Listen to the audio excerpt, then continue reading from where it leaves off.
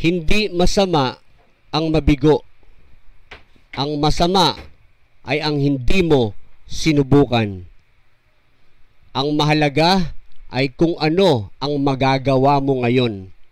Hindi ang nagawa mo kahapon, hindi ang gagawin mo bukas.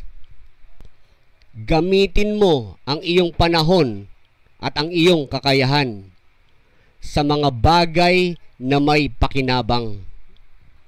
Ingatan mo ang iyong pag-iisip sapagkat kung ano ang iyong iniisip, iyon ang iyong magiging buhay. Dapat mong tandaan, palaging may mabuti kang pagpipilian. May karunungan na matututunan sa bawat nilalang. Mag-obserba ka lang. Matuto kang maging positibo. Umiwas ka sa mga taong negatibo. Kung ayaw mong matuto, walang makakatulong sa iyo.